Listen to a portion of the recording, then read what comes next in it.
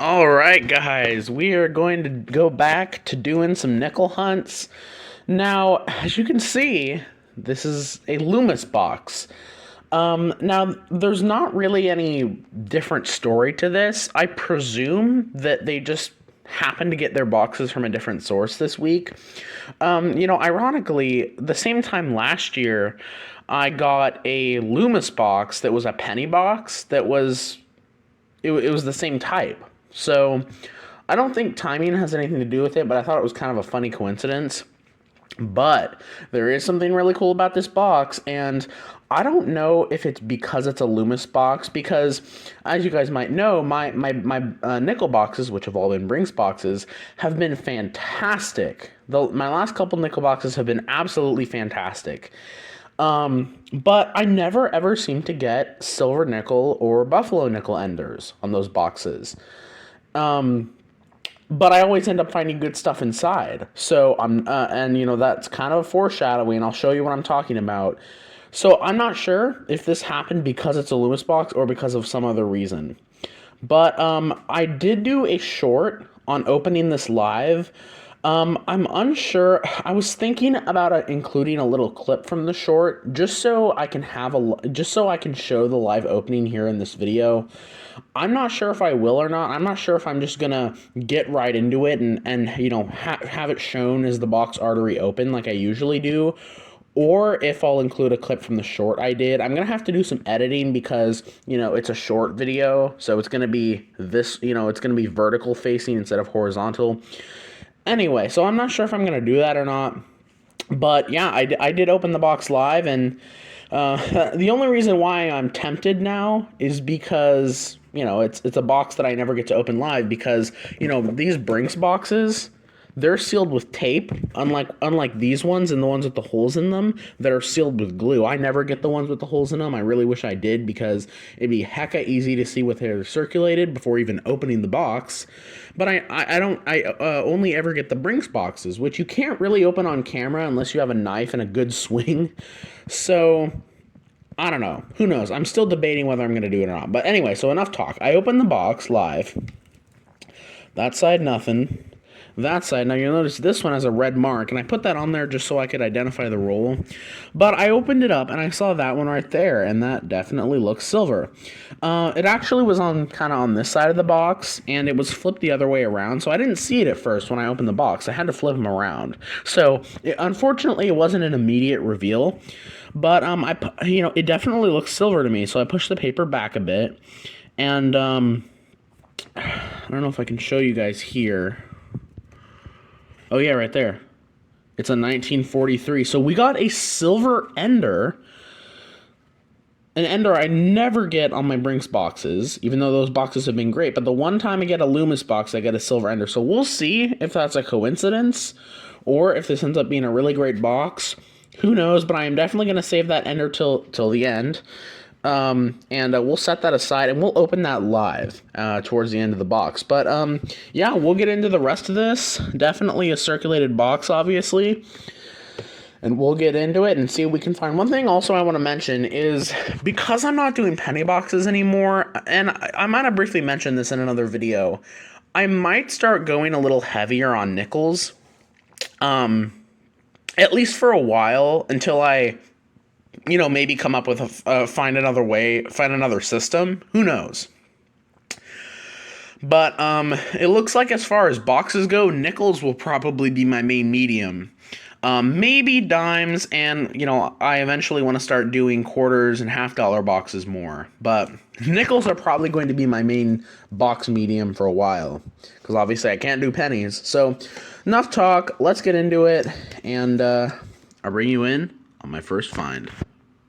One thing that's also kind of interesting I just noticed about this box is the color of the blue on here is different.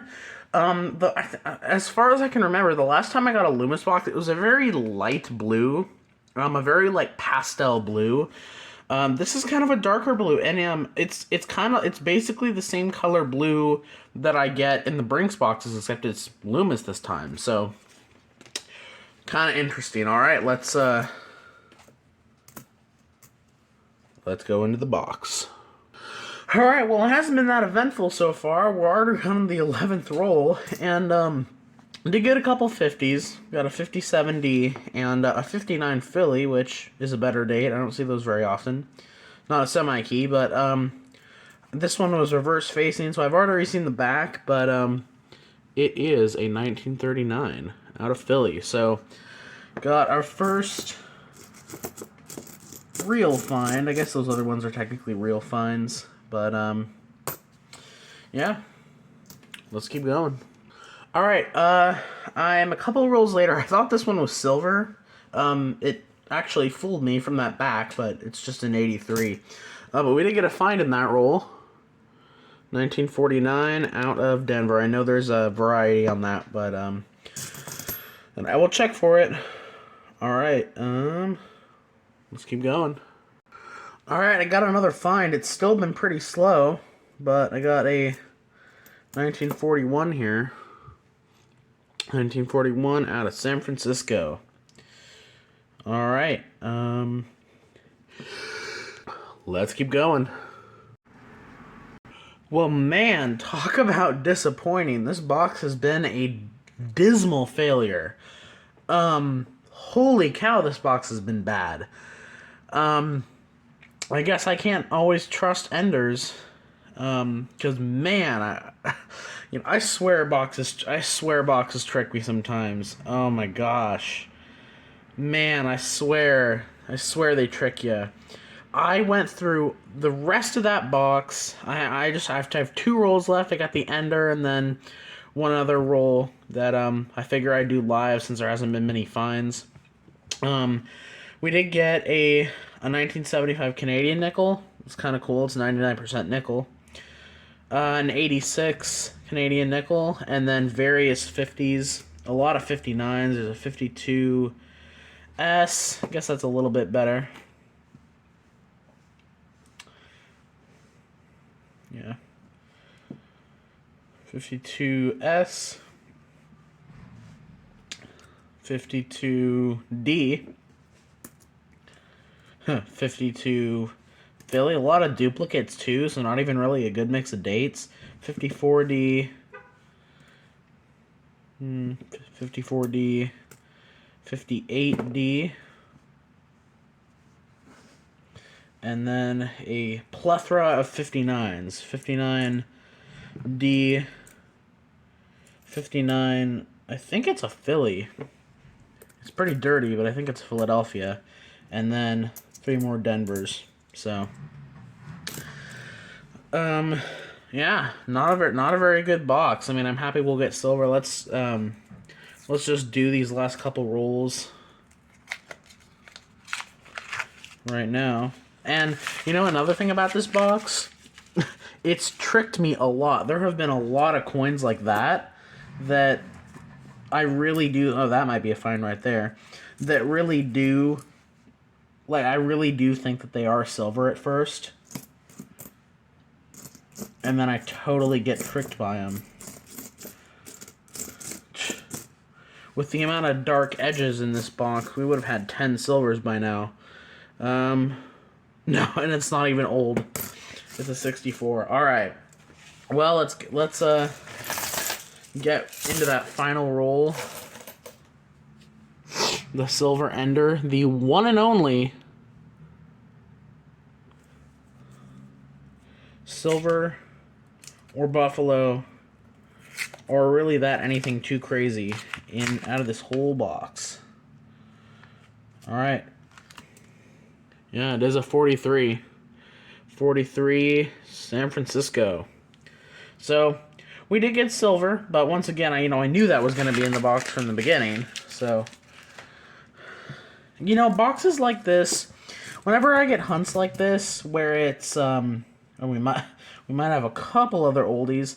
When I get hunts like this is always what I hope doesn't happen. Like, when I get a hunt where I know I'm going to get something good right off the bat, I'm like, I'm happy with getting that, there's a 47. Only like our 47S. That's only our 4th in the 40s if you include the war nickel. Whenever I get hunts like this, what I always hope is, like, you know, I'm happy to get the good find that I already know of, but it's like, hopefully there's at least something else. And we didn't really get that. So but anyway, let's give you guys a wrap up. All right, so we finished that box of nickels, and man, that really was a disappointment. You know, and even honestly, if this wasn't an ender, and there weren't any enders on this box, and I just hunted it how it is, I would have said it was a decent. I would probably say it was a decent box, but you know, with how good my other, you know, my Rinks boxes have been, it's kind of meh. And you know, especially, you know, it being an ender, you know, if you take this away, that's all we got.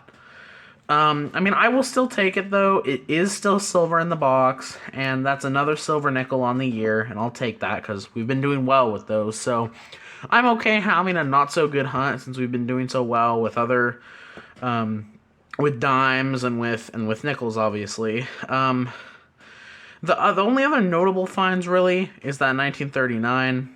I'm always happy to take those right there. And maybe that 1975 Canadian nickel, because it is 99% nickel, and maybe a couple of these 59s that are Phillies. Maybe not that dirty one, but they are slightly lower minted. Not even a semi-key date, but a little bit lower minted. As far as other things I pulled out, got a nicer 1968 S that I'll probably hold on to. Got a yellow painted one, kind of interesting, and then a 2006 with some strange blue toning. So, and that's my birth year, so I thought, why not? So yeah, I mean, not the best box ever, and it wouldn't really seem like much of a disappointment if we didn't have that as an ender. If that was just in the box, I would say, you know. But it's like, you know, because that's an ender, I feel teased, because it's like, oh, you know, got an ender. And, you know, I know enders don't always mean that it's going to be a good box or even a good batch of rolls. But it often does, you know? So, and my boxes have been great. And, you know, even though it is a Loomis box, it did still come from the same branch. So, maybe Loomis just isn't as good. And this one just happened to be on the end. Maybe all Loomis boxes I'll get in the future will have all the good finds on the end. But that is, you know, we still did get silver, and we still did get a couple other good finds. So, but yeah, that'll pretty much be it for this video. Thank you guys for watching, and I'll catch you in the next one.